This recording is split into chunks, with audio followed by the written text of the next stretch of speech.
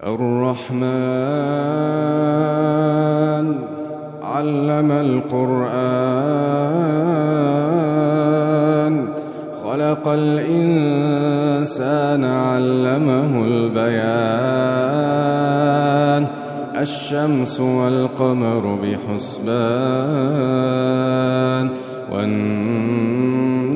والشجر يسجدان والسماء